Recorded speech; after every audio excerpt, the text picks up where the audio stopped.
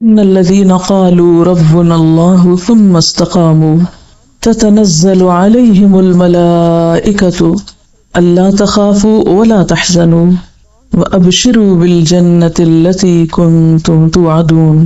بے شک وہ لوگ جنہوں نے کہا کہ اللہ ہمارا رب ہے. سوال یہ پیدا ہوتا ہے کہ کیا ہم ان لوگوں میں شامل ہیں جو ایسا کہتے ہیں؟ کیا ہمارا قول بھی یہی ہے؟ یقیناً ہم سب یہ کہہ دیں گے کہ ہاں ہم بھی یہ کہتے ہیں، لیکن کیا واقعی جب ہم کہتے ہیں تو اس کو سمجھتے بھی ہیں؟ یہ کہنا کہ ربنا اللہ، اللہ تعالیٰ کے ساتھ گہرے تعلق کا اظہار ہے. یہ صرف چند الفاظ کی تکرار نہیں، یہ کوئی معمولی قول نہیں. جو شخص یہ کہتا ہے کہ ربنا اللہ، اللہ ہمارا رب ہے، پھر اس کے سارے معاملات رب کی مرضی کے مطابق ہوتے ہیں. پھر اس کا اپنے رب کے ساتھ شدید گہرا تعلق ہوتا ہے. وہ اپنی خوشی میں، اپنے غم میں، اپنے دکھ میں، اپنی پریشانی میں رب ہی کی طرف لوٹتا ہے، کیونکہ ربنا اللہ ہے. اور رب کا معنی آپ سب جانتے ہیں کہ کیا ہوتا ہے، جو پرورش کرتا ہے، جو ذرے سے کمال تک پہنچاتا ہے، جو سب کچھ کر سکتا ہے.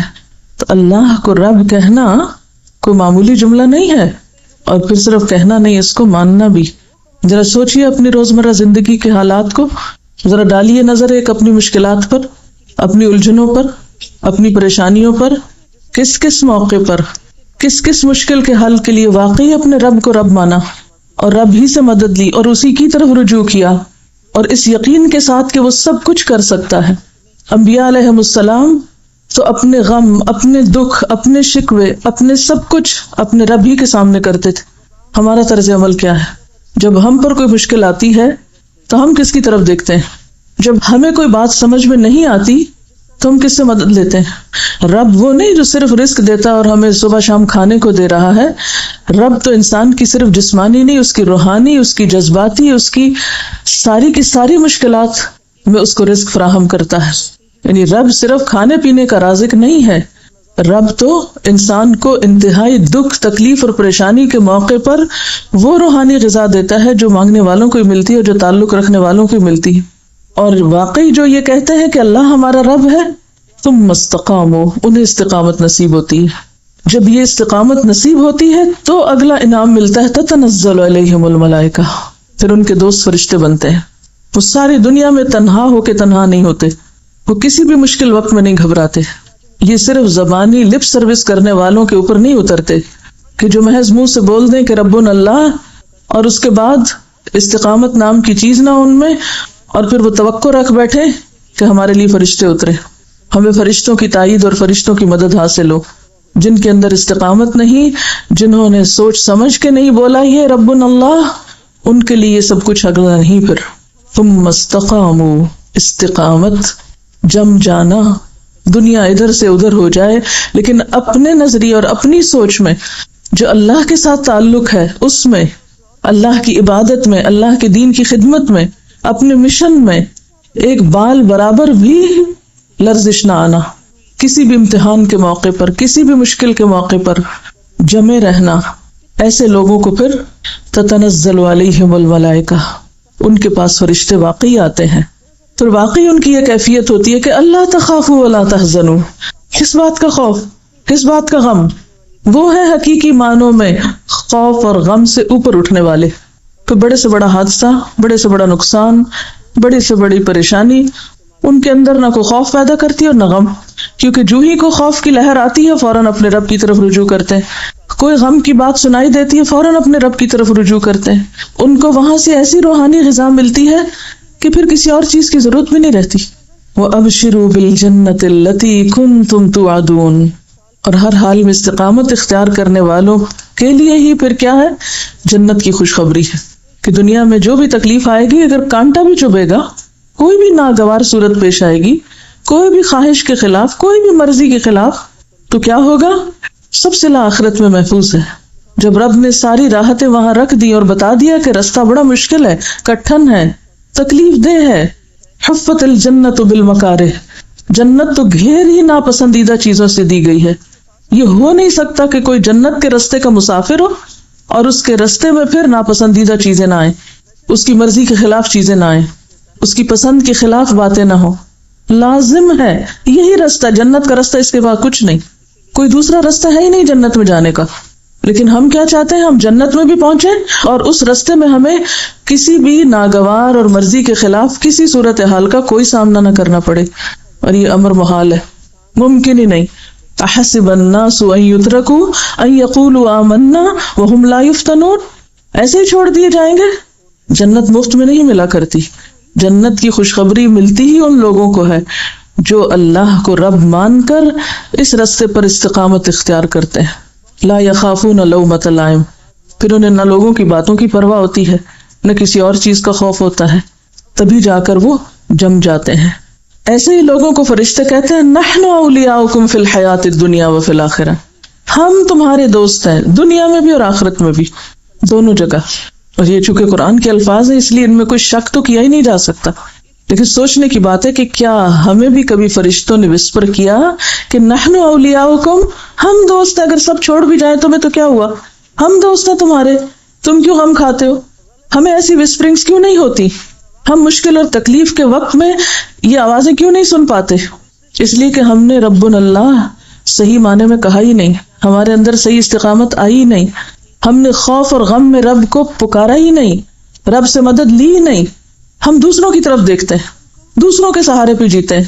تو جو انسانوں کے سہارے پہ جیے گا وہ یقیناً مایوس ہوگا، کیونکہ ہر انسان کمزور ہے۔ تو نحن اولیاؤکم فی الحیات الدنیا وفی الآخرہ، اور آخرت میں بھی فرشتوں کا ساتھ انہی کو نصیب ہوگا جنہیں دنیا میں ہوتا ہے۔ اصل میں آخرت ہے کیا چیز؟ اب دیکھیے کہ آخرت ہمارا ایک دوسرا گھر ہے، آج ہم یہاں ہیں، کل ہمیں وہاں منتقل ہونا ہے، لازمی طور پر ہم سب کی ٹرانسفر ہونے والی ہے، کسی نے بھی یہاں نہیں رہنا، مانی ہوئی بات ہے۔ اور ٹرانسفر کا ایک مخصوص طریقہ ہے کہ ہمارا جسم ختم ہو جاتا ہے لیکن ہماری روح اور ہمارے احساسات اور ہمارے جذبات وہ نہیں مرتے، وہ جیسے دنیا میں ہوتے ہیں ویسے ہی مرنے کے بعد ہوتے ہیں، اور ویسے ہی قیامت کے دن اٹھیں گے ہمارے ساتھ۔ اگر ہم یہاں نفس مطمئنہ ہے، قلب مطمئن ہے، یہاں استقامت ہے، یہاں خوف اور غم سے اٹھے ہوئے اوپر، اور یہاں ہمیں اللہ تعالیٰ کی مدد پہ بھروسہ ہے اور اللہ کی تائید اور فرشتوں کی دوستی پر، تو یہ سارا سیناریو وہاں بھی ایسا ہی ہوگا۔ جیسے حدیث میں تھا نا، جیسے مرو گے ویسے ہی اٹھائے جاؤ گے، جو لبیک پکارتا وہ مرے گا، وہ لبیک پکارتا وہ اٹھے گا۔ جس مجلس میں، جس محفل میں، جن باتوں میں، جن دوستوں میں، توفنا مع الابرار، جن لوگوں میں، جن سوچوں میں، جن احساسات میں، جن محبتوں میں، جن چیزوں میں مرو گے بعین ہی انہی کے ساتھ اٹھو گے، وہ نہیں مریں گے۔ اگر مرتے وقت اللہ کی محبت نصیب ہے، اطمینان قلب نصیب ہے، تو پھر قبر میں بھی اطمینان نصیب ہوگا، وہاں بھی کوئی خوف نہیں ہوگا، کوئی غم نہیں ہوگا، وہ فرشتے دوست ہیں، وہ آ جائیں گے۔ قیامت کے دن اٹھیں گے تو وہاں بھی یہی ہوگا، کوئی گھبراہٹ نہیں، کوئی فکر نہیں، کوئی پریشانی نہیں، فوراً آ پہنچیں گے دوست، فوراً اپنی تحویل میں لے لیں گے، فوراً رستہ دکھائیں گے، ہر مرحلے پر ساتھ دیں گے، کیونکہ ایسے لوگوں نے مادی سہاروں سے اوپر اٹھ کے کسی اور کو سہارا مانا ہے، اور پورے یقین کے ساتھ نحن اولیاؤکم فی الحیات الدنیا، دنیا میں بھی ساتھ ہیں تمہارے، وفی الآخرہ، اور آخرت میں۔ اگر آج دنیا میں ہمیں محسوس نہیں ہوتا نا، تو آخرت میں اچانک کہیں سے نہیں آ جائیں گے یہ، ان کیفیات کو یہیں لانے کی ضرورت ہے۔ اور یہ کیفیات پیدا اس وقت ہوتی ہے جب انسان سچے دل سے رب کو رب مانتا ہے، اور جب انسان استقامت اختیار کرتا ہے، چاہے مرضی کے مطابق حالات ہوں یا خلاف ہوں، جو واقعی انسان اللہ کو تھام لیتا ہے۔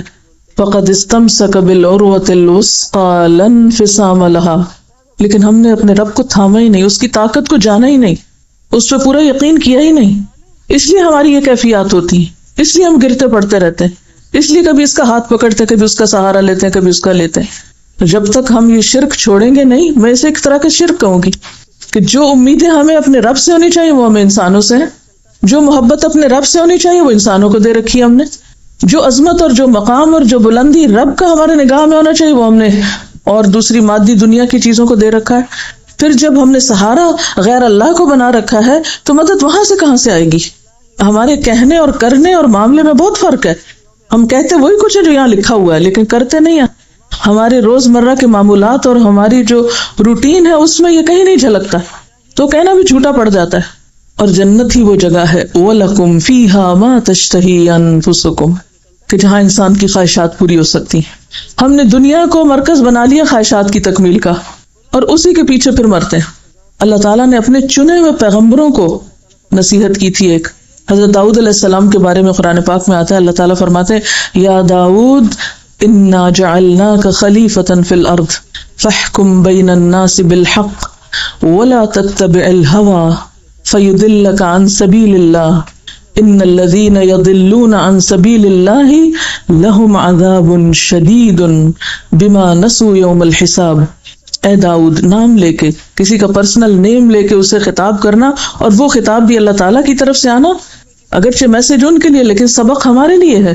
یا داؤد انا جعلناک خلیفۃ فی الارض، ہم نے تمہیں زمین میں خلیفہ بنایا۔ داؤد علیہ السلام کو اللہ تعالیٰ نے بادشاہت دی تھی، ایک بڑا مقام دیا تھا۔ ہر شخص اپنی اپنی خلافت میں اپنی اپنی ذمہ داریوں میں ایک نہ ایک مقام رکھتا ہے۔ کلکم راع وکلکم مسئول عن رعیتہ، جس شخص پر جہاں جو کی بھی ذمہ داری ہے وہ وہیں پر ایک طرح سے خلیفہ ہے۔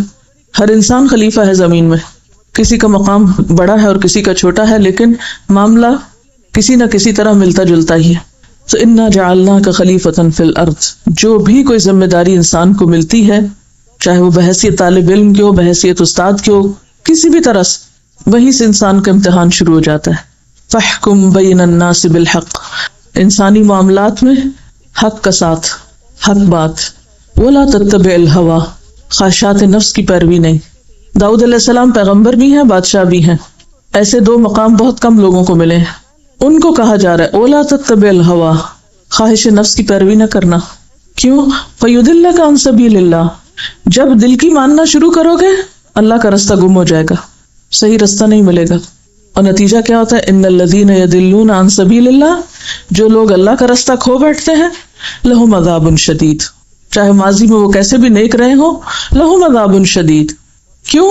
بما نسوا یوم الحساب، ساری خرابی یہاں سے آتی ہے کہ انسان حساب کتاب کا دن بھول جاتا ہے، اور جب حساب کتاب کا دن بھول جاتا ہے تو پھر باقی کیا رہ جاتا ہے انسان کے پاس؟ جو دل میں آئے کرو۔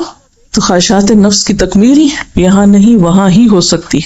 تو خواہشات نفس کی تکمیل میں اللہ کے حکم کی خلاف ورزی، اللہ کا راستہ چھوڑ دینا، وَلَكُمْ فِيهَا مَا تَدَّعُونَ، اور تمہاری خواہشات سے آگے بڑھ کر جو چاہو گے، جو مانگو گے، جو پکارو گے وہ مل جائے گا۔ اب آپ کمپیئر کر لیں، یہ دنیا کی زندگی کتنے دن کی، کتنے سال جئیں گے؟ اگر ہمیں کسی معاملے میں کچھ کمی لگ بھی گئی، کچھ کمی ہو بھی گئی ہمارے ساتھ، ہمیں وہ سب نہیں ملا جو ہم چاہتے ہیں، جو ہماری خواہشات ہے، جو ہماری مرضی ہے، تو بھی کتنے دن یہاں رہنا ہے۔ جب ہم دنیا کو جنت بنانے کے پیچھے لگ جاتے ہیں، اور دنیا کو جنت بنانے کا مطلب کیا ہے؟ خواہشات نفس کی پیروی، کہ ہر وہ چیز ہو جو ہمارا دل چاہتا ہے، ہمیں ہر وہ چیز مل جائے جس کی ہم طلب کرتے ہیں۔ وَلَكُمْ فِيهَا مَا تَدَّعُونَ، یہ تو صرف آخرت میں ہو سکتا ہے، صرف جنت میں ہو سکتا ہے، ہم اسے دنیا میں کرنا چاہتے ہیں۔ جب وہ نہیں ہو پاتا پھر فرسٹریشن کا شکار ہوتے ہیں، اور یہیں سے پھر استقامت میں خلل آتا ہے، یہیں سے پھر رب پر بھروسہ ختم ہوتا ہے، یہیں سے پھر انسان خوف اور غم سے نجات نہیں پا سکتا۔ تو سب سے بڑھ کر نزلا من غفور الرحیم، اللہ کو رب کہنے والوں کے لیے غفور الرحیم کی طرف سے ایک خاص میزبانی، وہ رحمان کے مہمان ہوں گے۔ اب دیکھیے کہ دنیا میں دنیا کے بادشاہ یا دنیا کے بڑے لوگ کس کو اپنا مہمان بناتے ہیں؟ چور ڈاکو کو، ہر غلط کار کو، ہر ایرے غیرے کو، ہر راہ چلتے کو۔ اگر دنیا میں کسی بڑی شخصیت کا مہمان بننے کے لیے کچھ کوالٹیز چاہیے تو اللہ کا مہمان بننے کے لیے کچھ بھی نہیں چاہیے، جتنی چاہو اس کی نافرمانی کرو اور پھر کل جا کے اس کے مہمان بن جاؤ۔ یہ کیسے ممکن ہے؟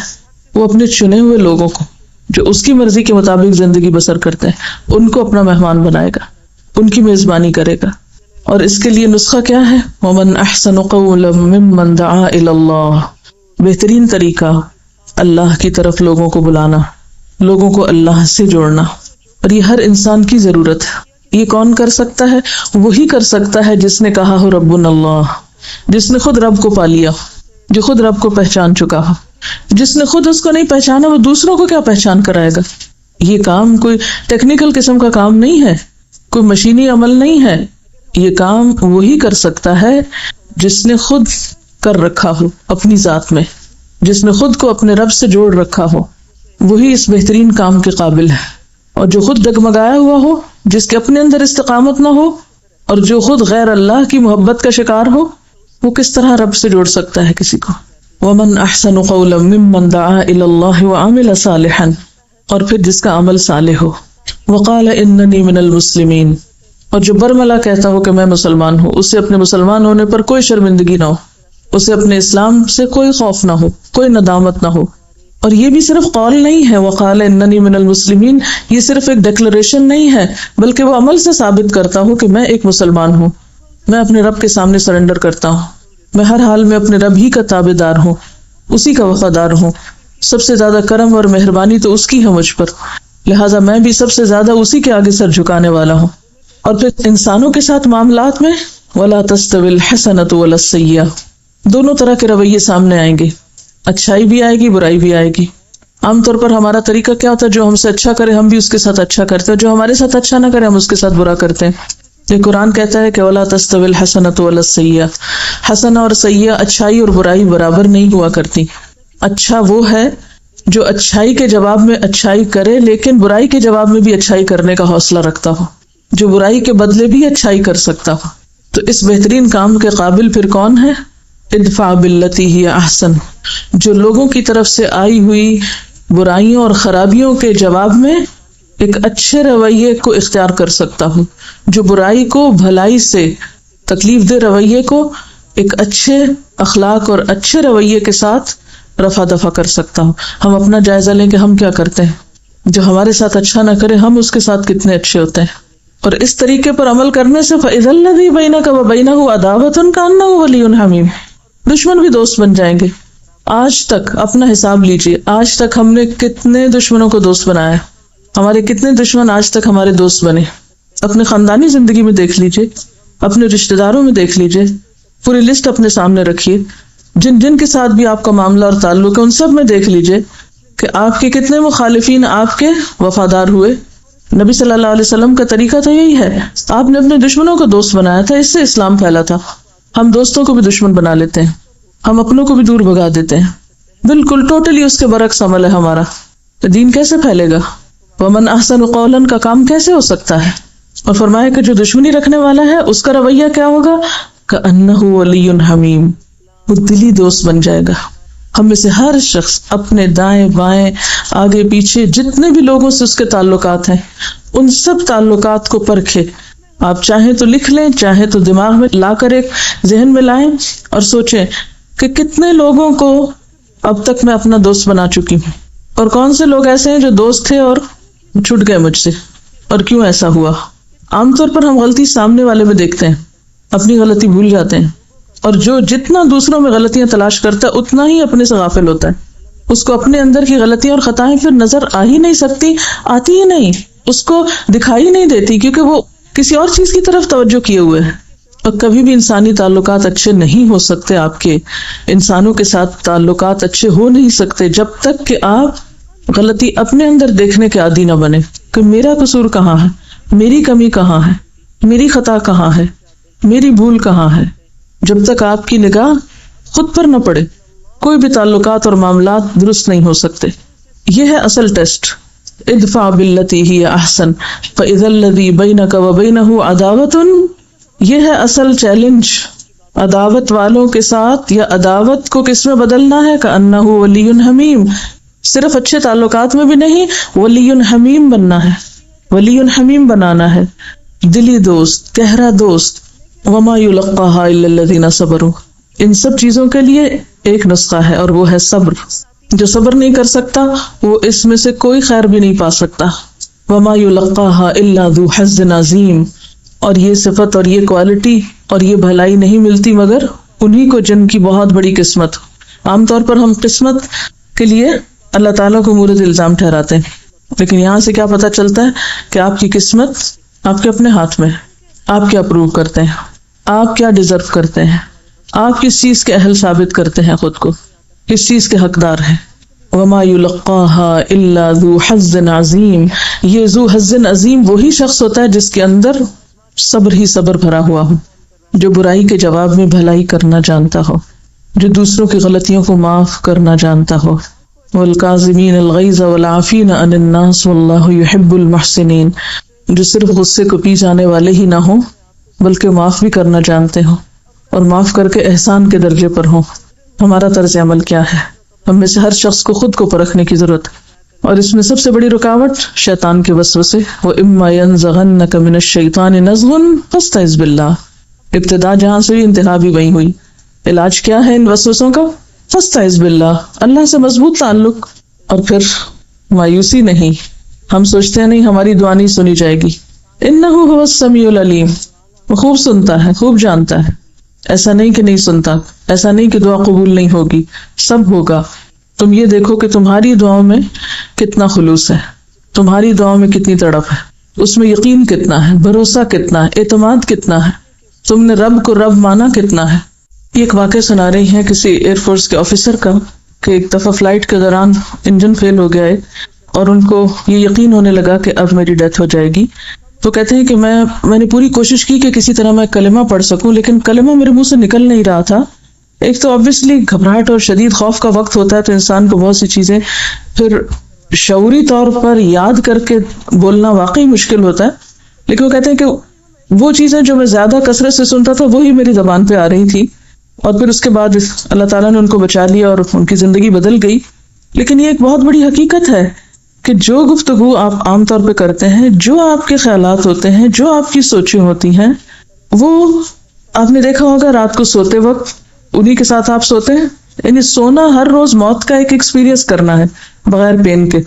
موت اور نیند ان دونوں میں بہت زیادہ ریزمبلنس ہے. تو ہر روز جب آپ سوتے ہیں تو آپ ایک طرح سے موت کا تجربہ کرتے ہیں، بالکل گم ہو جاتے ہیں، کانشیس آپ کا اس سے ختم ہو جاتا ہے. تو جن احساسات کے ساتھ آپ سوتے ہیں، حتیٰ کہ بچوں میں آپ نے دیکھا ہوگا کہ آخری بات جس پہ بچہ ضد کر کے یا جو آپ اسے کہہ کے سوتے ہیں یا جو آپ سے مطالبہ کرتے کرتے سوتا ہے، عام طور پر جب وہ بچے اٹھتے ہیں تو اٹھتے ہی تھوڑی دیر کے بعد پھر وہی بات کرنے لگتے ہیں. اور آپ کو بھی جو فکر اور جو غم سوتے وقت ہوتا ہے، جب آپ کی آنکھ کھلتی ہے تو اس وقت بھی آپ کے اوپر وہی کیفیت طاری ہوتی ہے. یہ ایکسپیرینس ہم دنیا میں بھی کر رہے ہوتے ہیں اور قیامت کو بھی یہی ایکسپیرینس کریں گے. جو تفکرات، جو لوگوں کے بارے میں ہماری سوچ، جو پازیٹیو یا نیگیٹو تھنکنگ، اللہ تعالیٰ کے بارے میں ہمارا گمان اور یقین، ہماری محبت، ہمارے احساسات، جو کچھ بھی ہمارے ساتھ ہے، وہ جس حال میں ہم ہوتے ہیں اسی میں اینڈ ہوگا اور اسی کے ساتھ پھر دوبارہ اٹھائے جائیں گے. اصل میں یہی ہمارے امتحان ہوتے ہیں کہ خوف میں، غم میں، مشکل میں، پریشانی میں ہم اپنی اقدار کو کتنا تھامے رکھتے ہیں اور کتنے پھسلتے ہیں اور کتنا بھولتے ہیں اور کتنا چھوڑ دیتے ہیں. کوئی مشکل ہے، سب سے پہلے کیا چھوٹتا ہے؟ نماز چھوٹتی ہے عام طور پر. کوئی خوشی کا موقع ہے، سب سے پہلے کیا چھوٹتا ہے؟ نماز چھوٹتی. نماز ایک ٹیسٹ ہے نا، جو اللہ تعالیٰ کے ساتھ ہمارا ایک بونڈ یا ہمارا جو ایک تعلق ہے اس کو ظاہر کرتا ہے. تو جب ہر مشکل میں وہ بونڈ ہی ٹوٹتا ہے، وہ ظاہری تعلق ٹوٹتا ہے، بھوک ہو، نیند ہو، غم ہو، خوشی ہو، سب سے پہلے جو بریک آتی ہے وہ نماز میں آتی ہے، یا غفلت یا ڈیلیز یا وٹ ایور.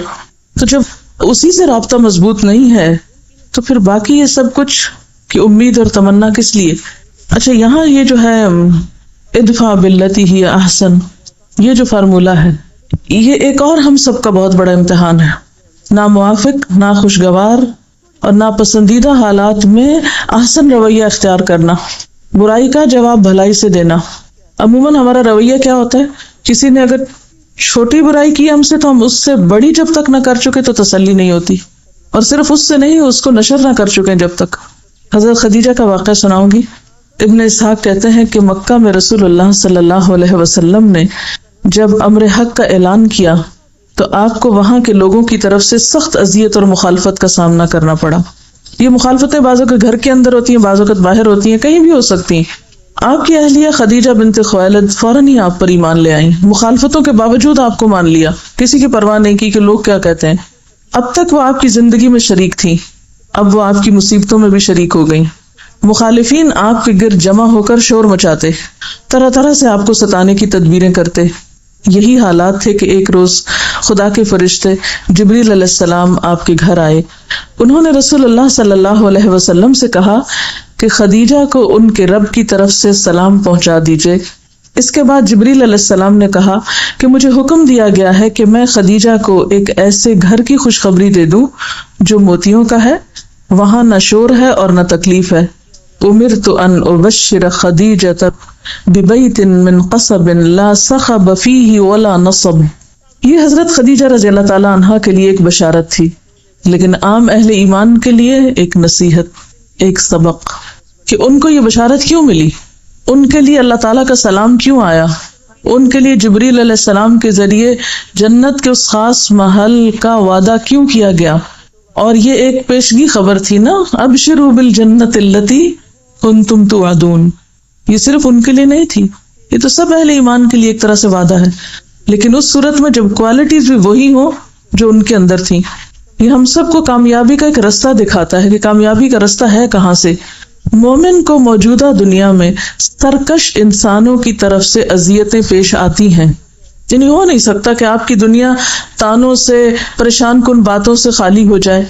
ان کا شور اور ان کے اشتعال انگیز الفاظ سننے پڑتے ہیں، یعنی آپ کو لوگوں کی طرح طرح کی باتیں سننی پڑتی ہیں.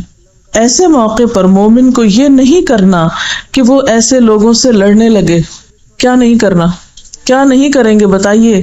کہیں سے بھی اشتعال انگیز خبر سنیں، کہیں سے بھی ناپسندیدہ بات سنیں، کوئی گالی گلوچ سنیں، کوئی جھوٹ فریب دھوکہ، کسی بھی قسم کی کوئی بات، تو آپ کو یہ نہیں کرنا کہ جواباً آپ ان سے لڑنے لگے. اس کے برعکس مومن کو چاہیے کہ وہ ان کو نظر انداز کرتے ہوئے اپنی توجہ آخرت کی طرف موڑ دے، اپنے کام، اپنے مشن، اپنے مقصد پر اور اپنی آخرت پر نظر رکھے.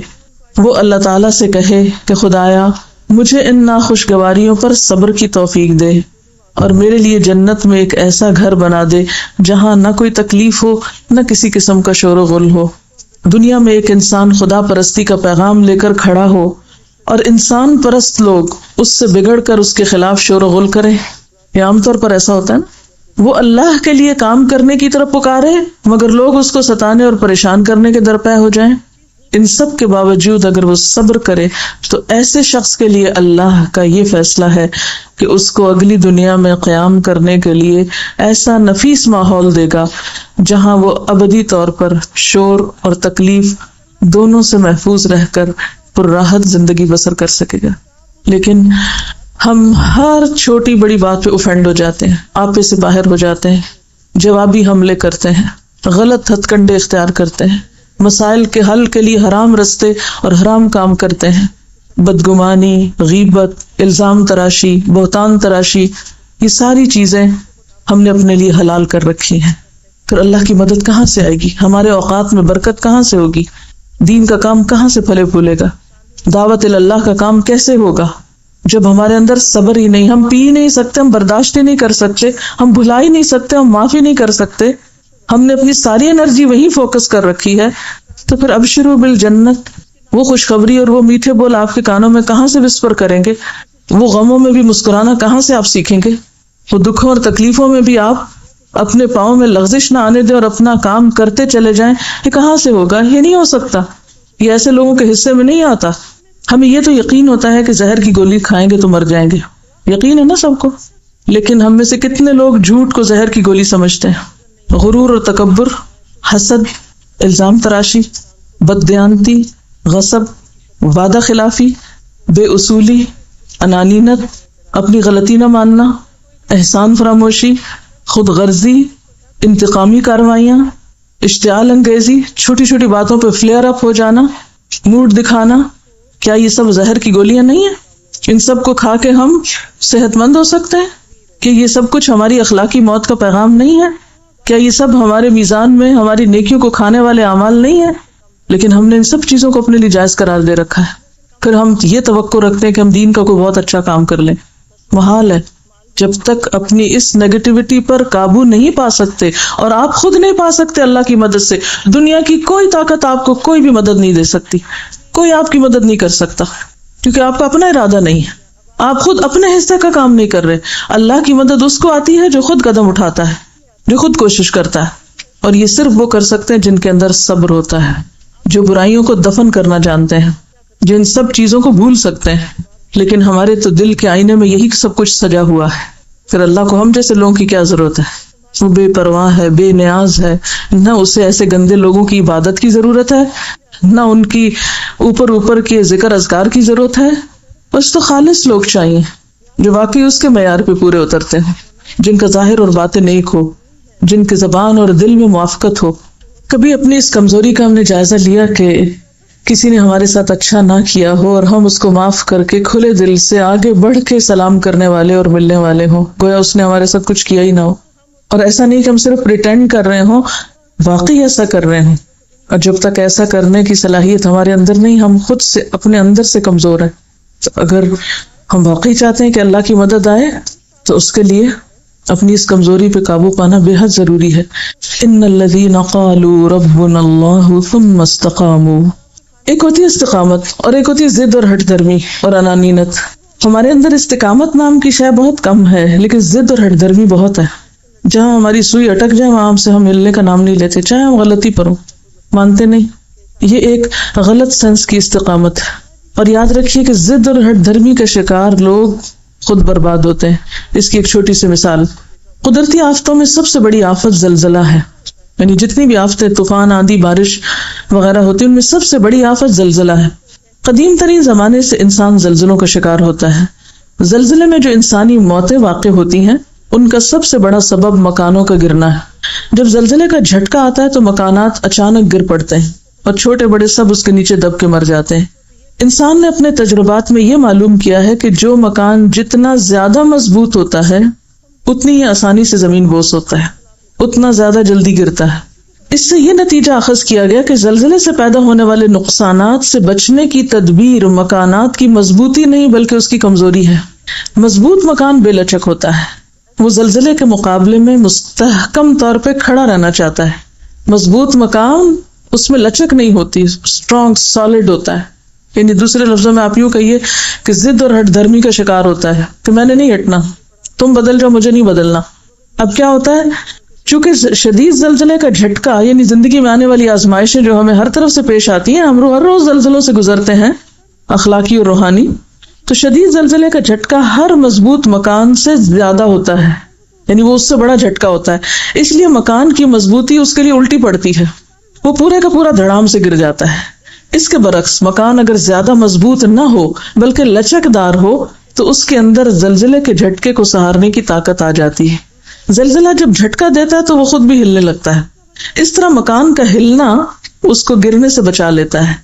زلزلہ اگر زمین کو تلپٹ نہ کرے بلکہ صرف ہلائے تو ایسے مکانات اکثر محفوظ رہتے ہیں اور اسی کے ساتھ ان مکانوں کے باشندے بھی محفوظ رہتے ہیں. اس تجربے کی روشنی میں ارتھ کو ایک انجینئرنگ وجود میں آئی ہے. اس انجینئرنگ کے مطابق زلزلے کے علاقوں میں ایسے مکانات بنائے جاتے ہیں جن کا ڈھانچہ فلوٹنگ فاؤنڈیشن کے اصول پہ بنایا جاتا ہے. چنانچہ جب زلزلے کا جھٹکا آتا ہے تو ایسا مکان ہل کر رہ جاتا ہے لیکن گرتا نہیں. 1989 میں سان فرانسسکو میں شدید زلزلہ آیا مگر وہاں پر صرف 275 موتیں ہوئیں، جبکہ جون 1990 میں اسی قسم کا زلزلہ شمالی ایران میں آیا تو 60,000 لوگ مارے گئے. اس فرق کا سبب یہ تھا کہ سان فرانسسکو میں لچکدار مکان بنے ہوئے تھے. مگر پتا کہ وہاں عموماً مکان لکڑی کے بنے ہوتے ہیں نا. اس وقت بہت قریب سے میں نے وہ سب دیکھا کہ اکثر گھر لکڑی کے بنے، اس ڈھانچے کے اوپر بس وہ باقی وہ پالشنگ کر دیتے ہیں جس چیز کی بھی کرنی ہو، لیکن خود مکان اتنے سالڈ نہیں ہوتے. ایران میں اینٹ اور سیمنٹ کے مضبوط مکانات تھے. یہ قدرت کا سبق ہے جو بتاتا ہے کہ موجودہ دنیا میں حادثات سے بچنے کی تدبیر کیا ہے. وہ تدبیر یہ ہے کہ آدمی اس دنیا میں اکڑ کے ساتھ نہ رہے بلکہ تواضع کے ساتھ. اکڑ آپ کو توڑ دے گی، اخلاقی طور پہ ناکام ہو جائیں گے. لیکن جو خود جھکنا جانتا ہے، جس کے اندر تواضع ہے، ہمبل ہے، جو شخص جو معاملات میں معاف کرنا بھی جانتا ہے اور ایسی ساری چیزوں کو پھر ان سب چیزوں کا علاج کس طرح کرتا ہے، ان الذین قالوا ربنا اللہ ثم استقاموا، اور اسی سنت کے طریقے پر عمل کرتے ہوئے اذا حزبہ امر فزع الی الصلاۃ. وہ اپنی طاقت پہ یقین نہیں رکھتا کہ میں کتنا اسٹرانگ ہوں، وہ اللہ کی طاقت پہ یقین رکھتا ہے کہ اصل مدد وہاں سے آئے گی. یعنی اللہ پر ایمان اور یقین اور وہ جو استقامت کی کیفیت ہے وہ انسان کے اندر ہو، لیکن بظاہر انسان ہمبل ہو، متواضع ہو، جھکا ہوا ہو. ضد عموماً ریاکشن کے طور پر ہوتی ہے. ضد ایک ریاکشنری رویہ ہے. عام طور پر ہم یہ کہتے ہیں، ایک جملہ بولتے ہیں کہ میں غلط بات نہیں برداشت کر سکتی. تو بات یہ کہ صحیح بات تو سب کو برداشت کر لیتے ہیں، غلط کو برداشت کرنے کا معنی کیا ہے کہ اس میں ایک ریاکشنری رویہ نہ ہونا. اس کا یہ مطلب نہیں کہ آپ غلط بات کو صحیح کہنے لگے. غلط بات تو غلط ہے، لیکن اس غلط چیز کا جو ریاکشن ہوتا ہے ہمارا عموماً، یعنی ایک چیز ہماری مرضی کے خلاف ہے یا ناپسند ہے تو اس میں ایسا نیگیٹو ریئیکشن کہ جس سے معاملہ درست نہ ہو بلکہ اور بگڑے، اصلاح نہ ہو بلکہ فساد ہو، تو یہ طرز عمل غلط ہے۔ اسی طرح استقامت ہے کہ زندگی میں جو آپ نے اچھی نیتیں اور ارادے کیے ہوئے ہیں کسی بھی اچھے کام کے کرنے کے، ان میں آپ ایک کنسسٹنسی کے ساتھ چلتے چلے جائیں۔ ان ارادوں کی تکمیل میں نہ کسی کی تعریف، نہ کسی کی تنقید، نہ کسی اچھے حالات اور نہ برے حالات، کوئی چیز اس میں آپ کو نہ ہلا سکے، یعنی بڑے سے بڑا زلزلہ آپ کو گرا نہ سکے، ٹھیک ہے۔ ضد کیا ہے کہ آپ لوگوں کے، یعنی وہی رستہ آپ نے اختیار کیا ہوا، اب آپ کی مرضی کے خلاف کوئی چیز آ گئی، آپ نے اپنا کام تو چھوڑ دیا، آپ کہاں اکڑ کے کھڑے ہو گئے اس کا مقابلہ کرنے یا اس کے مقابلے میں، اس کی تنقید کا جواب دینے میں یا اس کی تعریف میں، یعنی کبھی پھسلیں اور کبھی ایک منفی رویے میں اپنی صلاحیتوں کو برباد کریں۔ ہر چیز نیگیٹو اور پازیٹو ساتھ ساتھ چلتی ہے نا انسان کے، یہ نہیں ہو سکتا کہ کسی میں استقامت ہو مگر ضد نہ ہو، دونوں چیزیں ہیں۔ اور امتحان کے لیے نا الہمہا فجورہا و تقواہا، انسان جو ازداد یا کنٹرڈکشنز کا مجموعہ ہے، دونوں چیزیں ہوتی۔ جب انسان کا بیلنس خراب ہوتا ہے، یعنی جب آپ کے دین کے کام میں استقامت متزلزل ہوتی ہے تو آپ ضد انا کا شکار ہو جاتے ہیں، یعنی ادھر وہ چیز بڑھ جاتی ہے۔ اور جب آپ اپنے اصل مشن میں استقامت کے ساتھ چل رہے ہوتے ہیں تو یہ چیزیں تھوڑی بہت آتی جاتی ہیں اور ان کو آپ ساتھ ساتھ ہٹاتے چلے جاتے ہیں، یعنی یہ ہوں گی دونوں ہی چیزیں، چھٹکارا نہیں ہو سکتا اس نیگیٹیوٹی سے، لیکن یہ کم ہو سکتی ہے اس تناسب سے جتنی آپ کی ایک پازیٹو کام کے کرنے میں جماؤ زیادہ ہے یا فوکس زیادہ ہے یا آپ کی کنسنٹریشن زیادہ ہے۔ یہ بالکل ایسی نا جیسے آپ پڑھ رہے ہیں، پڑھتے پڑھتے ایک مکھی آ جاتی ہے، ہاں اب آپ کی استقامت کیا ہے؟ پڑھتے رہیں اور مکھی کو، اور دوسرا طریقہ کیا ہے؟ کتاب کریں بند اور مکھی کے پیچھے بھاگنا شروع کر دیں۔ بہت سے لوگ زندگی میں یہ رویہ اختیار کیے ہوتے ہیں، وہ ایک مکھی اتنا ان کو بادر کرتی ہے کہ وہ اپنا کام چھوڑ کے بیٹھ جاتے ہیں۔ ناپسندیدہ ناگوار صورتحال ہر روز پیش آئے گی، ہر دم پیش آئے گی۔ آپ کا امتحان کیا ہے کہ آپ مکھی کے مقابلے کے لیے تلوار استعمال کر رہے ہیں یا توپ استعمال کر رہے ہیں یا کسی اور طریقے سے اس کو ختم کیا جا سکتا ہے۔ ان الذین قالوا ربنا اللہ، بے شک وہ لوگ جنہوں نے کہا کہ اللہ ہمارا رب ہے۔ ہم بھی انہی لوگوں میں شامل ہیں جو یہ دعویٰ کرتے ہیں، لیکن سوچنے کی بات یہ کہ واقعی جو کچھ ہم کہتے ہیں وہ سمجھتے بھی ہیں۔ اس بات کو اپنے اوپر ہم لے کر دیکھیں کہ اللہ میرا رب ہے، کیا میں ان لوگوں میں شامل ہوں جنہوں نے اللہ ہی کو اپنا رب مان لیا ہے؟ یعنی رب ماننے کا تقاضا مجھے معلوم ہے۔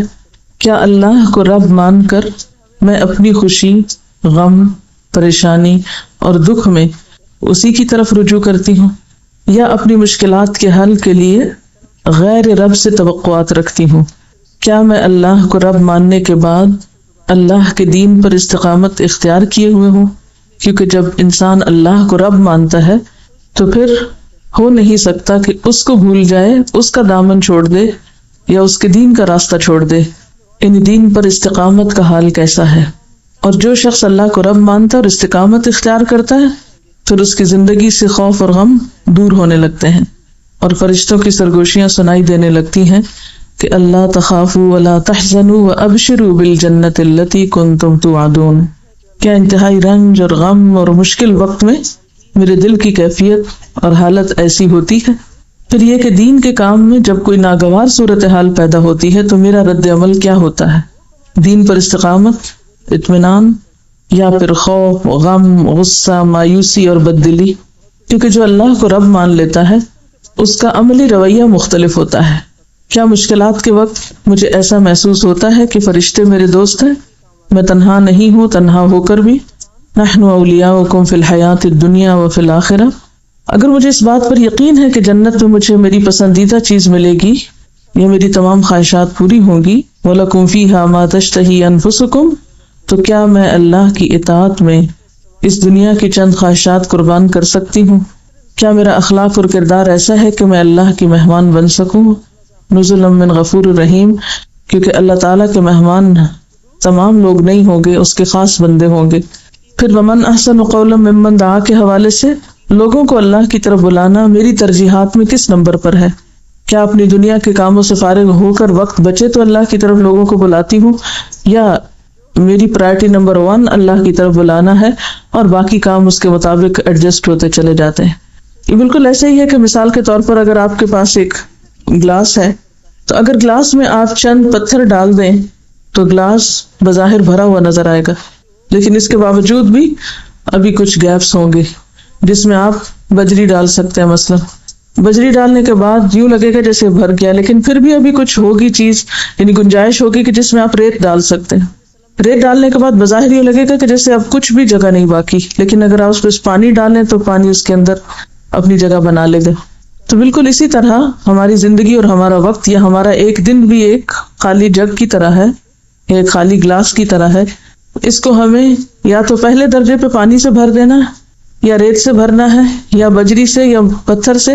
تو ترجیحات کا تعین بے حد ضروری ہے۔ اگر آپ پہلے ہی پانی بھر دیں گے تو پھر باقی چیزوں کی گنجائش کم بچے گی۔ اگر پہلے ریت بھر دیں گے تو پتھر نہیں جائیں گے اس میں، اگر پہلے بجری بھر دیں گے تو بڑے پتھر نہیں جائیں گے۔ تو سب سے پہلے آپ کو کیا ڈالنا ہے اس میں؟ بڑے پتھر، یعنی بڑے بھاری کام، ذمہ داریاں، بڑی ذمہ داریاں، اہم ترین کام، اہم ترین چیزیں سب سے پہلے جانی چاہیے۔ فرائض کی ادائیگی، ذمہ داریوں کی ادائیگی، یعنی جب آپ اپنا وقت استعمال کرنے لگے تو نمبر 1 فرائض کی ادائیگی کو اس میں رکھیں، پھر اس کے بعد نمبر 2 جو اس سے کم ہو، نمبر 3 جو اس سے کم ہو، نمبر 4 جو اس سے کم ہو۔ تو اسی وقت میں، اسی دن میں سب کچھ آ جائے گا۔ لیکن عموماً ہمارا حال کیا ہوتا ہے کہ ہم اپنے وقت کا استعمال کس طرح کرتے ہیں؟ غیر ضروری، غیر اہم اور بعض اوقات فضول چیزوں سے اپنے وقت کو بھر لیتے ہیں، اور جب اہم کاموں کا وقت آتا ہے تو پھر کہتے ہیں ہمارے پاس وقت نہیں۔ مثلا نماز فرائض میں سے ہے، اول وقت کی نماز پسندیدہ ہے، لیکن عام طور پر ہم ٹال مٹول کرتے ہیں یا پھر تاخیر کرتے ہیں، یا پھر یہ کہ اس کو آخر میں لے جاتے ہیں اور بعض اوقات نکل ہی جاتی ہے ہاتھ سے، اس کا وقت ہی چلا جاتا ہے، اور اسی طرح باقی چیزیں۔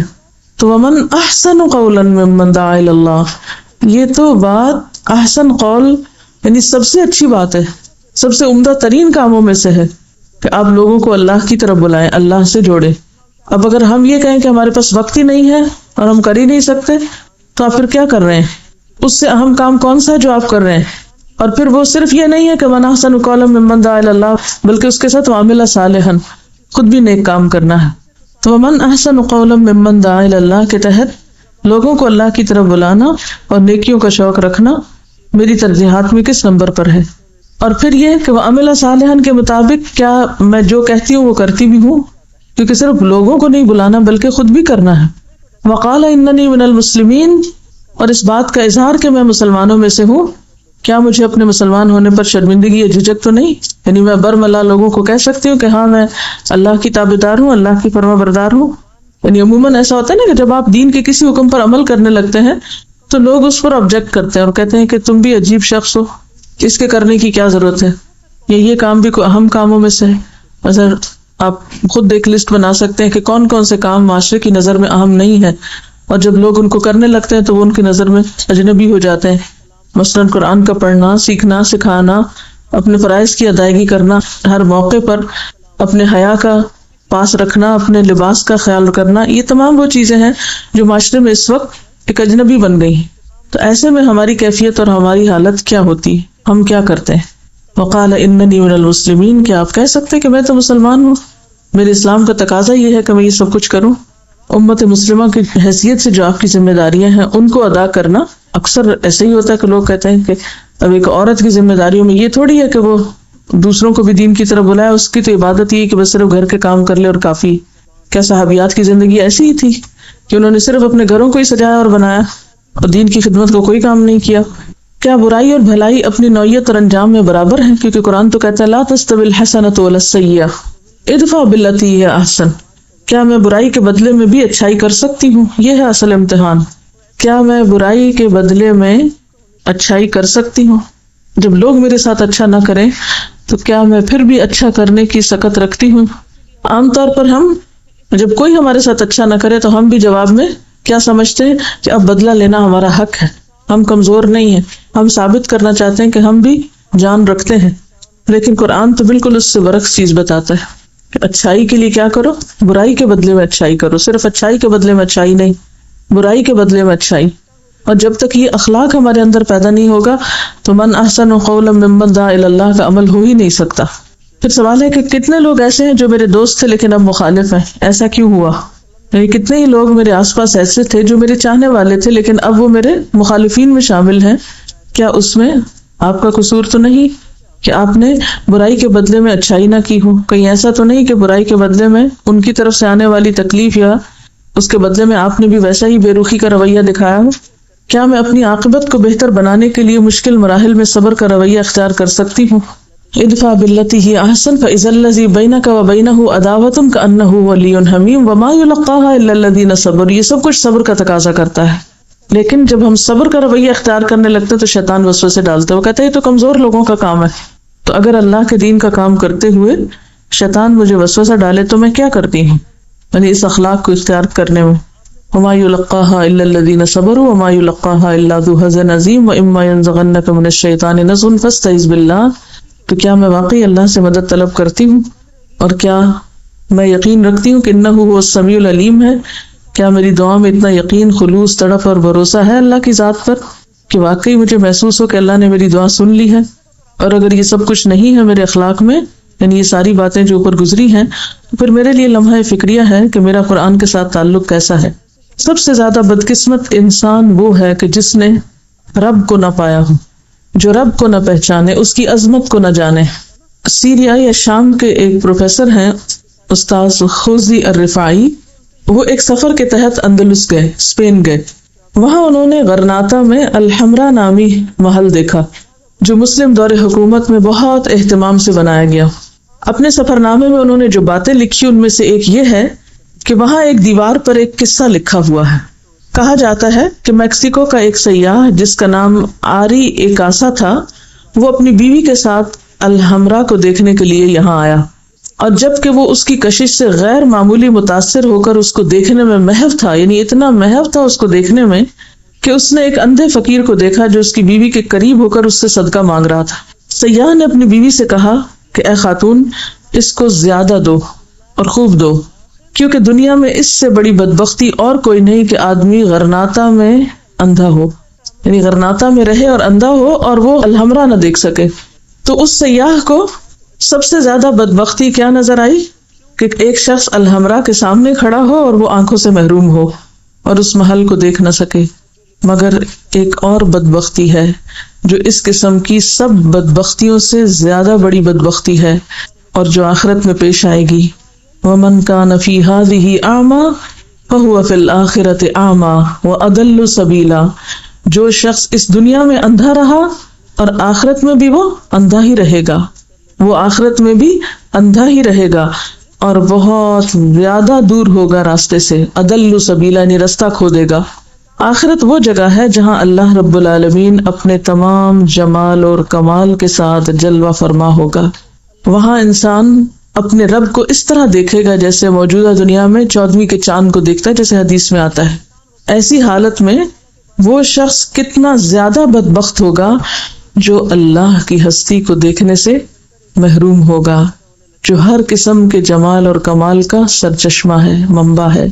حدیث میں آتا ہے رسول اللہ صلی اللہ علیہ وسلم نے فرمایا کہ جب جنت والے جنت میں اور دوزخ والے دوزخ میں داخل ہو چکے ہوں گے تو ایک پکارنے والا پکارے گا کہ اے اہل جنت، تمہارے لیے اللہ تعالیٰ کا ایک وعدہ ہے، وہ چاہتا ہے کہ اس کو تمہارے لیے پورا کرے. اہل جنت کہیں گے کہ وہ کیا ہے، وہ کون سا وعدہ ہے؟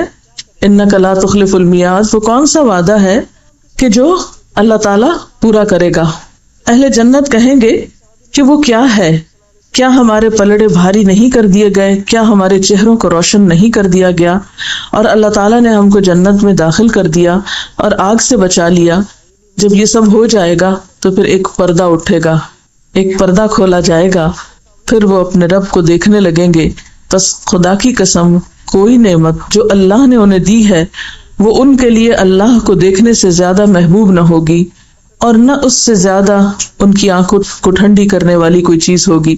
لیکن بات یہ ہے کہ آخرت میں اللہ کا دیدار انہی لوگوں کو حاصل ہوگا جو دنیا میں اس کو پالے، اس کو پہچان لے، جو غیب کے پردے میں اس کو دیکھنے کے لائق ہو جائے، جن کا اپنے رب پر ایسا اعتماد اور بھروسہ اور یقین ہو کہ وہ کسی بھی حال میں ہوتے ہوئے اس سے بے پرواہ نہ ہو، چاہے کھا رہے ہوں، پی رہے ہوں، سو رہے ہوں، جاگ رہے ہوں، چل رہے ہوں، پھر رہے ہوں، دنیا کے کاموں میں ہو، نماز میں ہو، ہر حال میں ان کی توجہ اور ان کا دھیان اور ان کے دل کی دھڑکن ان کے رب کی یاد کے ساتھ ہو۔ والذین آمنوا اشد حبا للہ، اسی کیفیت کا نام ہے۔ پھر ہر خوف، ہر مشکل، ہر پریشانی، ہر غم کے موقع پر سب سے پہلے اسی کی یاد آئے اور اسی کے آگے انسان جھک جائے اور اسی سے مدد مانگے اور اسی سے سکون پائے اور ہر غیر اللہ کو نگیٹ کر دے، اللہ کے سوا ہر دوسری چیز پر لکیر پھیر دے۔ تو جو شخص اس دنیا میں اللہ تعالیٰ کی نشانیوں کو دیکھتے ہوئے، اس کی قدرتوں کو دیکھتے ہوئے اسے نہ دیکھ پائے، من کان فی ہذہ اعمی فہو فی الآخرۃ اعمی، جس کو رب یہاں نہیں ملا اسے وہاں بھی نہیں ملے گا۔ تو رب کے ساتھ ایک لاپرواہی کا تعلق اور ڈھیلا ڈھالا سا تعلق اور بس کبھی ہوا تو اس کی طرف متوجہ ہو گئے، یہ کافی نہیں، اس سے آگے جانے کی ضرورت ہے۔ اور انسان پر ایسی کیفیات گزرے کہ اللہ کی یاد آئے تو واقعی آنکھوں سے آنسو بہہ پڑے۔ قیس بن حازم ایک تابعی ہیں، حضرت عبداللہ بن رواحہ صحابی کے بارے میں بتاتے ہیں کہ وہ اپنا سر اپنی بیوی کی گود میں رکھے ہوئے تھے کہ رو پڑے۔ ان کی بیوی بھی رونے لگی۔ انہوں نے اپنی بیوی سے کہا کہ تم کو کس چیز نے رلایا؟ بیوی نے کہا میں نے آپ کو روتے ہوئے دیکھا تو میں بھی رو پڑی۔ عبداللہ بن رواحہ کہتے ہیں کہ مجھے تو اللہ تعالیٰ کے اس قول نے رلایا کہ تم میں سے ہر شخص جہنم سے گزرے گا، وَإِن مِّنكُمْ إِلَّا وَارِدُهَا، تو مجھے نہیں معلوم کہ میں اس سے بچ جاؤں گا یا نہیں، یا مجھے نہیں معلوم کہ میں اس سے گزر پاؤں گا کہ نہیں۔ اب یہ کیا چیز تھی؟ کہاں پر بیٹھے ہیں، کس حال میں ہیں، کس کے ساتھ ہیں، اور دھیان کہاں لگا ہوا ہے، اور کون سی چیز ان کو رلا رہی ہے؟ بنیادی طور پر یہ رب کی عظمت ہی تھی، کیونکہ جب رب کی عظمت انسان کے دل میں بیٹھتی ہے تو پھر اپنے گناہوں کا احساس زیادہ بڑھتا ہے۔ منافق اپنے گناہوں کو اس طرح دیکھتا ہے جیسے ناک پہ بیٹھی مکھی ہو، تو بس اس کو اڑا دیا، اور مومن اپنے گناہوں کو اس طرح دیکھتا ہے جیسے اس کے سر پہ پہاڑ معلق ہو، کسی بھی وقت اس کو گر کے برباد کر سکتا ہے۔ یعنی رب کو پانا کوئی محض زبان کا یا الفاظ کا کھیل نہیں ہے کہ انسان کہ میں نے پا لیا، یا رب کی یاد محض کوئی انگلیوں پر گھمائی جانے والی چیز نہیں ہے، یہ صرف زبان کی کوئی پریکٹس نہیں ہے۔ رب کو پانا رب پر آخری درجے کا اعتماد کرنا ہے، بھروسہ کرنا ہے، اس کی یاد میں کبھی آنسو بہانا ہے اور کبھی اس کی یاد میں اطمینان اور سکون پانا ہے، جیسے پہلے بھی ذکر ہوا کہ الا بذکر اللہ تطمئن القلوب۔ اب دیکھیے کہ انسان کے لیے سب سے زیادہ خوشی کی حالت کون سی ہوتی ہے؟ آپ کو خوشی کب ہوتی ہے؟ چلیے بتائیے، ذرا سوچئے اس پر، آپ کب خوش ہوتے ہیں؟ یہ خوشی کی کیفیت کب ہوتی ہے آپ پر؟ یعنی جب آپ اپنا کوئی ٹارگٹ اچیو کر لیتے ہیں، یا جب کوئی چیز آپ کو ملتی ہے۔ گویا ہم دوسرے لفظوں میں یہ کہہ سکتے ہیں کہ جب ہم اپنی پسندیدہ چیز کو پا لیتے ہیں، جو ہم لینا چاہتے ہیں وہ ہم کو مل جاتی ہے چیز، تو پانے کا جو احساس ہے وہ انسان کو خوش کرتا ہے، کچھ بھی پا لینے کا۔ اور پانے میں ضروری نہیں کہ کوئی آپ نے کھانا پا لیا یا کوئی سونا پا لیا یا کوئی نہیں، اس میں صرف مادی چیزیں نہیں آتی۔ مثلاً آپ کو اپنے کسی سوال کا جواب مل گیا، آپ کی کوئی ذہنی الجھن کا حل آپ کو مل گیا، تو وہ بھی پانے کی ایک کیفیت ہوتی۔ تو انسان کے لیے حقیقت میں سب سے بڑی خوشی کا وقت وہ ہوتا ہے جب انسان سب سے بڑی سچائی کو پا لیتا ہے، سب سے بڑی حقیقت کو جب انسان پاتا ہے۔ اس کائنات کی سب سے بڑی حقیقت اللہ کی دریافت ہے، اپنے رب کو پانے کا احساس، اور یہیں سے انسان کی حقیقی خوشی کا آغاز ہوتا ہے۔ یہیں سے پھر اللہ تخافوا ولا تحزنوا کی کیفیت اٹھتی ہے، اور یہی پانا پھر انسان کو الحمدللہ رب العالمین کہنے کا لطف عطا کرتا ہے۔ حقیقی معنوں میں زبان سے شکر کے کلمات جاری ہوتے ہیں، شکر کا ترانہ زبان پر آتا ہے کہ صرف میرا رب نہیں، پوری کائنات کا رب۔ ایک ہے سوتے ہوئے سورۃ فاتحہ پڑھ لینا، اور ایک ہے شعور کے ساتھ الحمدللہ رب العالمین کہنا، جس سے قرآن کا آغاز ہو رہا ہے۔ سب سے بڑی حقیقت کا پانا ہے، عالمین کے رب کی پہچان، اپنے رب کی پہچان۔ اگرچہ ہم کتنی بھی کوشش کریں، چونکہ یہ دنیا ناقص ہے، کامل نہیں، تو ہم رب کی جو اصل قدر ہے یا اصل حقیقت ہے اس کو بھی نہیں پوری طرح پا سکتے، اور جتنی ہمارے اندر کمی کوتاہی ہوتی ہے اتنا ہم اس حقیقت کو پانے میں بھی کوتاہی کا شکار ہوتے ہیں۔ کیوں کہا گیا انما یخشی اللہ من عبادہ العلماء؟ ہر کوئی اپنے کیلیبر، اپنے ظرف، اپنے پیمانے، اپنے امیجنیشن اور اپنی سوچ کے مطابق اپنے رب کو پاتا ہے، اس سے آگے نہیں۔ جتنی آپ کی ذہنی وسعت ہوگی، جتنا آپ کا دماغ بیدار ہوگا، جتنی آپ کی طلب صادق ہوگی اسی درجے پر آپ اپنے رب کو پائیں گے. اور اسی لیے آپ دیکھیں گے کہ اہل جنت جب جنت میں پہنچ کر اپنے رب کا دیدار کریں گے اور رب کو اصل شکل میں پالیں گے تو اس وقت ان کی پکار کیا ہوگی؟ وآخر دعوانا ان الحمد للہ رب العالمین. وہاں جا کر بھی ان کی زبان پر یہی جملہ ہوگا کہ رب کی حمد، رب کی ثنا، اور پھر رب کا نام کس طرح ہے؟ رب العالمین. تو یہی ہے ربنا اللہ رب کل شیء، جو ہر چیز کا رب ہے. احسان کا درجہ بھی کیا ہے؟ ان تعبد اللہ کأنک تراہ. یہ نیکی کا اعلیٰ ترین مقام ہے کہ عبادت کے وقت، دین کا کام کرتے وقت، انسانوں کی خدمت کرتے وقت، کوئی بھی کام کرتے وقت انسان اپنے رب کو کس طرح پائے؟ کأنک تراہ، جیسے آپ دیکھ رہے ہیں اس کو. دنیا میں بھی اپنی محبوب ترین ہستی کی پریزنس میں آپ کا کام آسان ہو جاتا ہے نا. مثلا ایک کام آپ اکیلے کر رہے ہیں اور ایک کام آپ اپنی کسی عزیز دوست کے ساتھ بیٹھ کے کر رہے ہیں، اپنے ماں باپ کے ساتھ کر رہے ہیں، کوئی بھی جس سے آپ کو محبت. کیا فرق ہوتا ہے اس کے ساتھ مل کے کام کرنے میں اور تنہا کرنے میں؟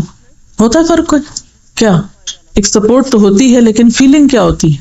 بھاری سے بھاری کام آسان ہو جاتا ہے، مشکل سے مشکل کام بہت چھوٹا ہو جاتا ہے. تو دین کا کام تو ایک ہے ہی بھاری کام، یہ آسان ہو ہی نہیں سکتا جب تک کہ آپ اپنے رب کو نہیں پاتے. جب آپ اپنے رب کو پاتے ہیں نا پھر آپ کو تنہائی بھی اچھی لگتی ہے. جب آپ اپنے رب کو پا لیتے ہیں نا تو آپ کو اس کے راستے میں دینا، خرچ کرنا بھی بہت اچھا لگتا ہے، آپ کو ایک لطف آتا ہے. پھر آپ کو سجدہ بھی بہت اچھا لگتا ہے، پھر ہر نیکی کا کام اچھا لگتا ہے کیونکہ آپ اس کو پائے ہوئے ہیں. تو لوگوں کے شکوے، لوگوں کی تکلیفیں، لوگوں کی طرف سے آنے والی اذیتیں، لوگوں کی باتیں، لوگوں کی تنقید، لوگوں کی خرافات، ان سب چیزوں سے انسان اوپر اٹھ جاتا ہے. اس سب نے رب کو پا لیا ہے. اس پانے میں اتنی لذت ہے، اتنا سکون ہے، اتنی خوشی ہے، ایک ایسی کیفیت ہے کہ کسی چیز کی پرواہ نہیں. دو عالم سے بیگانہ کرتی ہے دل کو، عجب چیز ہے لذت آشنائی، عجب چیز ہے لذت آشنائی. لیکن یہ ہو تو پھر بات ہے نا، پایا ہی نہیں، اسی لیے سارے غم ہیں، اسی لیے سارے شکوے ہیں، اسی لیے مایوسی ہے، اسی لیے ڈپریشن ہے. پایا ہی نہیں اس کو. جب وہ ساتھ ہے تو غم کیسا، فکر کیسی؟ لا تحزن. کیوں؟ ان اللہ معنا. تاریخ میں اس سے مشکل کوئی مرحلہ ہوگا کہ ایک پیغمبر کی جان خطرے میں ہے، دشمن قریب پہنچ چکا ہے، پاؤں نظر آ رہے ہیں. خوف کا عالم کیا ہو سکتا ہے؟ ذرا سوچئے. خدا نہ کرے کہ آپ کے گھر میں کچھ اور آ جائے، خدا نہ کرے، لیکن میں اس لیے مثال دے رہی ہوں کہ شاید آپ فیل کر سکے اس کیفیت کو، اور آپ اسے چھپ رہے ہیں، بچ رہے ہیں. کبھی آپ نے امیجنیشن میں بھی سوچا ہوگا کہ اگر کوئی آ جائے تو میں کہاں چھپوں گی، کیسے کنڈی لگاؤں گی، کہاں گھسوں گی؟ ہوتا ہے نا. تو آپ چھپ رہے ہیں، بچ رہے ہیں، اور وہ جہاں آپ چھپے ہوئے وہاں تک پہنچ جاتا ہے. کیا کیفیت ہوگی آپ کی؟ ذرا تصور میں لائیں. دل کا عالم کیا ہوگا کہ جب آپ کے جان کے دشمن آپ کے پاس پہنچ جائیں اور اس وقت ایسا اطمینان ہو کہ لا تحزن ان اللہ معنا. ایک شخص تلوار تان کے کھڑا ہے، بچاؤ میرے ہاتھ سے تمہیں کون چھڑا سکتا ہے؟ تو کہتا ہے میرا اللہ. یہ ہے رب کو پانا کہ اگر اس کی مدد میرے ساتھ ہے کوئی نقصان نہیں دے سکتا، اور اگر اس نے مدد سے ہاتھ کھینچ لیا تو کوئی کام آ ہی نہیں سکتا، کوئی بچا ہی نہیں سکتا. لیکن ہم چھوٹے چھوٹے مسئلوں پہ اتنے گھبرا جاتے ہیں، اتنے آپے سے باہر ہو جاتے ہیں کہ اس سے اہم ترین کام چھوڑ کے بیٹھ جاتے ہیں. کیسے کام ہوں گے؟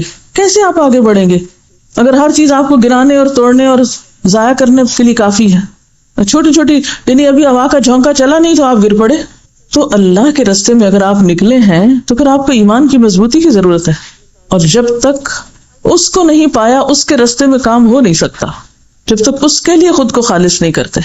پھر مومن کے لیے دو بڑے ہتھیار ہوتے ہیں شیطان کے وسوسے سے بچنے کے لیے اور شیطان سے نجات پانے کے لیے، ایک دعا اور ایک سجدہ. واسجد واقترب. قربت کا طریقہ کیا ہے؟ سجدہ. واسجد واقترب. کوئی مشکل ہے؟ واسجد واقترب. لیکن ہم کتنی مشکلات میں نماز سے کام لیتے ہیں. کوئی دکھ، کوئی پریشانی آئے اور پھر واقعی سچے دل سے نماز پڑھے، ہو نہیں سکتا کہ دور نہ ہو. آج نہیں، کل نہیں، پرسوں. اور اگر وہ جا نہیں رہی تو کم از کم آپ اطمینان میں آ جائیں گے. اور دوسرا سرگوشیاں رب سے. کس کو کہتے ہیں سرگوشیاں؟ دعا. یناجی ربہ، مانگے اس سے. اور تیسرے صدقہ خیرات. لن تنالوا البر حتی تنفقوا مما تحبون. اللہ کی مدد، محبت، رحمت آ نہیں سکتی جب تک کہ اپنی پسندیدہ ترین چیز اس کے لیے نہ خرچ کر دو. رب کو پانے کے لیے جتنی بھی چیزیں رکاوٹ بنی ہوئی نا، ان کی قربانی جب تک نہیں ہوگی اس وقت تک نہیں بات بنے گی. جسے پوچھا کہ یعنی رب کو پانے کے لیے کیا کرنا ہوگا، ایک تو میں نے مختصراً بتا دیا، لیکن یہ ہے کہ اس میں پتہ کیا ہے، اللہ تعالیٰ کو پانے کے لیے صرف کتابیں پڑھنا کافی نہیں ہوتا، یہ صرف کلاس میں بیٹھ جانا کافی نہیں ہوتا. اگرچہ ان لوگوں کی محفل اور مجلس اور کمپنی بہت فائدہ مند ہوتی ہے کہ جو رب کو پائے ہوئے ہوں، لیکن اس کے ساتھ ساتھ بات یہ ہے کہ جب تک آپ رب کے ڈالے ہوئے امتحان میں رب کو نہیں تھامتے اس وقت تک یہ لطف نہیں پا سکتے آپ. یعنی جب آپ کی زندگی میں کوئی چھوٹی سی بھی اپنی مرضی کے خلاف کوئی چیز آتی ہے، کوئی تکلیف کی چیز آتی ہے، کوئی ناپسندیدہ چیز آتی ہے، کوئی کام نہیں بن رہا، کوئی مسئلہ حل نہیں ہو رہا، کوئی دکھ ہے، تکلیف ہے، پریشانی، کچھ بھی، کیا کرنا چاہیے؟ اب ہم کیا کرتے ہیں جب کوئی رکاوٹ آتی ہے؟ ہم کیا کرتے ہیں جب کوئی غم آتا ہے؟ کیا کرتے ہیں جب چیز مرضی کے خلاف ہو جاتی ہے؟ کیا کرتے ہیں؟ ریئیکشن، رد عمل، لوگوں سے الجھنا، اریٹیشن، اس سے جھگڑ، اس سے شکوہ، اس کا سہارا. ایسے رب ملے گا جب تک عملی زندگی میں. یعنی اللہ تعالیٰ یہ سارے ٹیسٹ ہم پہ ڈالتا کیوں ہے؟ جو کیا دیکھتا ہے ٹیسٹ ڈال کے؟ وَلَنَبْلُوَنَّكُمْ بِشَيْءٍ مِّنَ الْخَوْفِ وَالْجُوعِ. اصل میں بات یہ کہ ہم ان ساری باتوں کو صرف الفاظ میں لیتے ہیں، حقیقی معنوں میں نہیں لیتے. قدم قدم پہ امتحان ہے زندگی میں، لمحے لمحے پہ آزمائش ہے. وہاں ہم کھلتے ہیں کہ اب ہم کیا کرتے ہیں. یہ موقع ہوتا ہے رب کو پا لینے کا، رب کو تھام کر رب کی طرف رجوع کر کے سنجیدگی کے ساتھ اپنی زندگی میں سوچی. کتنی دفعہ ایسا ہوا کہ جب لوگوں کی طرف سے آپ کو کوئی شکایت ہوئی، پریشانی ہوئی، تو آپ نے لوگوں کا سہارا لینے کی بجائے اپنے رب سے مدد مانگی کہ یا رب یہ کام سنوار دے. کتنی دفعہ دن میں کرتے ہیں آپ ایسا؟ آپ کے شوہر نے آپ کو کچھ کہہ دیا، آپ کے بہن بھائیوں نے کچھ کہہ دیا، آپ کے کتنی دفعہ رب سے مدد مانگتے ہیں؟ آپ کوئی کام کرنا چاہتے تھے، نہیں ہوا، کسی نے آپ کو کچھ دینے کا وعدہ کیا، اس نے وعدہ خلافی کر لی. کتنی بے شمار چیزیں ہیں زندگی میں چھوٹی چھوٹی. اس وقت کرتے کیا ہیں آپ؟ یہ ہے اصل سوال. ایک طاقتور ہستی کو چھوڑ کر کمزوروں کے پاس جاتے ہیں، کیسے آپ کے کام سنوریں گے؟ کمزور انسان بھی صرف اس وقت مدد کر سکتے ہیں جب آپ اللہ کے پاس جاتے ہیں اور وہ ان کے دل میں ڈالتا ہے. اصل میں جب تک اللہ سے خالص تعلق نہیں ہوگا نا، ہم مضبوط نہیں ہو سکتے، ہرگز مضبوط نہیں ہو سکتے. اور جب تک مضبوط نہیں ہو سکتے اس وقت تک مسئلے بھی حل نہیں ہو سکتے، ارادے کی مضبوطی بھی نہیں آتی. میں اکثر سوچتی ہوں کہ فلانا کام کیسے ہو، فلانا کام کیسے ہو. آج میں صبح ایک حدیث پڑھ رہی تھی، اس نے میری اس ذہنی الجھن کو دور کر دیا. قال رسول اللہ صلی اللہ علیہ وسلم ما يكن عندي من خير فلن ادخره عنكم ومن يستعفف يعفه الله ومن يستغني يغنه الله ومن يتصبر يصبره الله وما اعطي احد عطاء خيرا واوسع من الصبر. آپ نے فرمایا کہ کوئی خیر بھلائی کی بات ایسی نہیں کہ جو میں تم سے چھپا کے ذخیرہ کر لوں کہ اپنے پاس ہی رکھوں اور تمہیں نہ دوں. کوئی بھلائی کی بات ایسی نہیں، ما یکن عندی من خیر، کوئی بھی خیر نہیں ایسی جو میرے پاس ہو اور میں تم کو نہ دوں اور اپنے پاس رہنے دوں.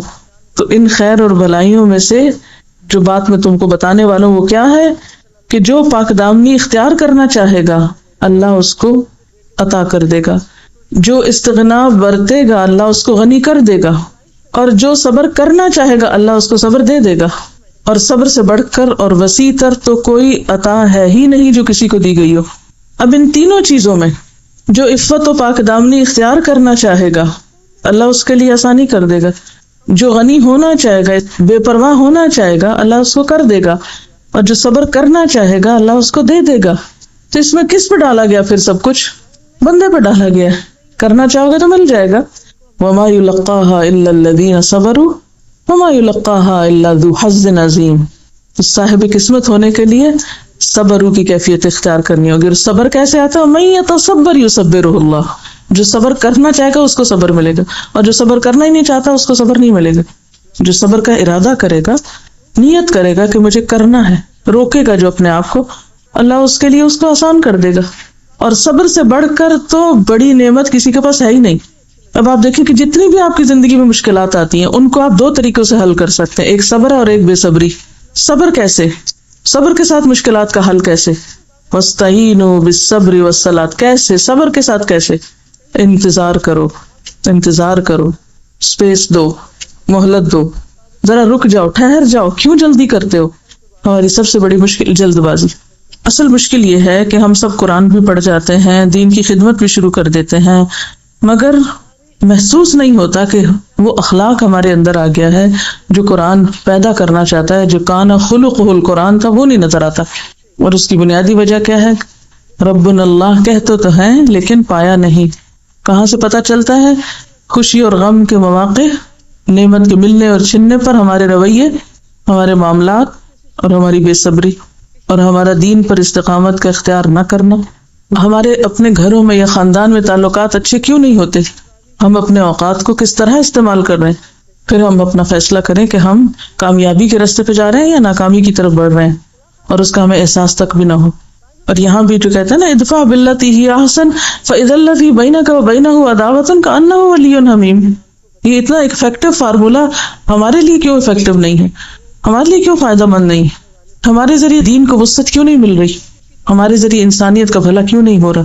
انہوں نے یہاں سوال کیا ہوا ہے کہ اگر اللہ سے مدد مانگے، فوراً صلاۃ حاجت بھی پڑھی جائے، مگر جذبات انسان پہ غالب ہوں، تو اس کا مطلب ہے کہ انسان حقیقتاً اللہ سے مدد نہیں مانگ رہا، جذبات سے مغلوب ہونے سے مراد ہے رونا، غصہ وغیرہ۔ دیکھیے کہ رونے کی کیفیت یا غصے کی، یہ سب ہماری انسانی کیفیات ہیں، لیکن کوئی بھی چیز اپنے حد کے اندر تو ٹھیک ہے، لیکن کسی بھی چیز یا کیفیت کا ہمارے اوپر اس طرح غالب آ جانا کہ اس سے ہمارے معاملات بگڑنے لگے، ہم اپنے اصل سے ہٹنے لگے، ہم اپنا راستہ چھوڑنے لگے، یا پھر یہ کہ ہم انسانوں کے ساتھ تعلقات خراب کرنے لگے، تو یہ ناپسندیدہ ہے۔ یعنی رب کو پانے کا مطلب کیا ہے؟ مثلاً کوئی کیفیت ایسی ہے کہ جس میں آپ کو بہت کسی نے ہرٹ کیا اور آپ کو بہت رونا آ رہا ہے، تو یہ تو نہیں کہا جائے گا کہ آپ روئے نہیں، لیکن یہ رونا ایسا رونا نہ ہو کہ جس سے آپ کی جو ذمہ داریاں ہیں، جو آپ کے فرائض ہیں یا جو آپ کے کام ہیں، وہ متاثر ہو جائیں۔ حضرت یعقوب علیہ السلام سے بڑا غم کس پہ آیا تھا؟ وہ ساری زندگی حضرت یوسف علیہ السلام کی جدائی میں ایک طرح سے واقعی متاثر تھے، لیکن کیا ان کے کار نبوت پہ کوئی اثر پڑا؟ نبی صلی اللہ علیہ وسلم سے بڑھ کے تکلیفیں کس پر آئی تھی، لیکن کیا آپ کی ذمہ داریوں میں سے کسی ذمہ داری پر کوئی اثر پڑا؟ ہمارے ساتھ یہ کیوں ہوتا ہے کہ ہم پر کوئی غیر معمولی کیفیت آتی ہے تو ہم سب سے پہلے اپنی ذمہ داریوں سے فرار حاصل کرنے لگتے ہیں، ہاتھ پاؤں چھوڑ کے بیٹھ جاتے ہیں، مایوسی کی کیفیت طاری ہونے لگتی، جذباتیت سے کام لیتے ہیں۔ یہ ٹھیک نہیں ہے۔ مومن کا دل تو ہمیشہ غمگین ہوتا ہی ہے۔ اس دنیا میں رہ کے مومن خوش کیسے ہو سکتا ہے؟ جو اتنی اونچی چیز کو پالے، اس کا ان چیزوں پہ دل لگے گا؟ اس کا دنیا کی رونقوں میں دل لگے گا؟ سوال ہی پیدا نہیں ہوتا۔ کوئی چیز اس کے ٹیسٹ کی ہو ہی نہیں سکتی، کوئی چیز اس کی پسند کی ہو ہی نہیں سکتی دنیا میں، پھر کیونکہ اس کی پسند اور اس کے ٹیسٹ تو بہت بدل چکا ہے، وہ تو بہت اعلیٰ چیزوں کا خریدار بن چکا ہے، وہ ان رونقوں میں گم ہو ہی نہیں سکتا۔ وہ کیسے خوش ہو سکتا ہے؟ اس کو وہ خوشی حاصل نہیں ہو سکتی، وہ دنیا کے اندر اس طرح کھو بھی نہیں سکتا، اس طرح انجوائے کر ہی نہیں سکتا۔ وہ رہتا ہے دنیا کے اندر لیکن اس کا دل نہیں ڈوبتا اس میں، جیسے وہ کشتی پانی کے اوپر تیرے، پانی کے اندر ہے لیکن ڈوبی بھی نہیں، ڈوبے تو گئی۔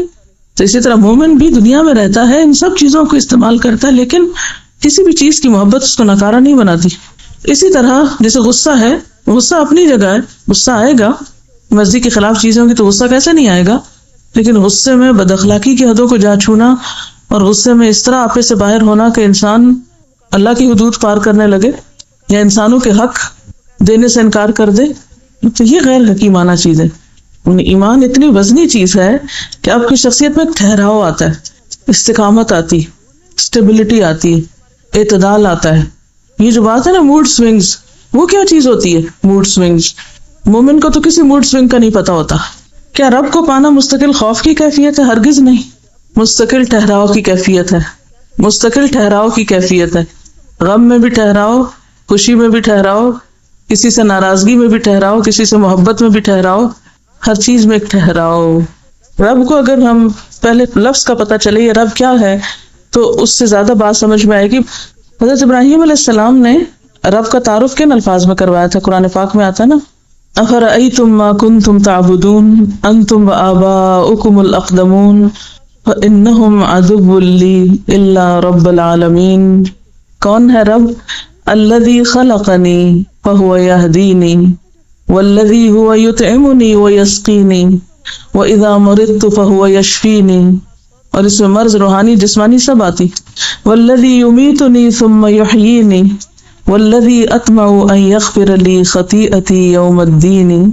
رب هب لي حكما وألحقني بالصالحين واجعل لي لسان صدق في الآخرين واجعلني من ورثة جنة النعيم واغفر لأبي إنه كان من الضالين ولا تخزني يوم يبعثون يوم لا ينفع مال ولا بنون إلا من أتى الله بقلب سليم وأزلفت الجنة للمتقين وبرزت الجحيم للغاوين وقيل لهم أين ما كنتم تعبدون من دون الله هل ينصرونكم أو ينتصرون فكبكبوا فيها هم والغاوون وجنود إبليس أجمعون قالوا وهم فيها يختصمون تالله إن كنا لفي ضلال مبين إذ نسويكم برب العالمين وما أضلنا إلا المجرمون فما لنا من شافعين ولا صديق حميم فلو أن لنا كرة فنكون من المؤمنين إن في ذلك لآية وما كان أكثرهم مؤمنين وإن ربك لهو العزيز الرحيم.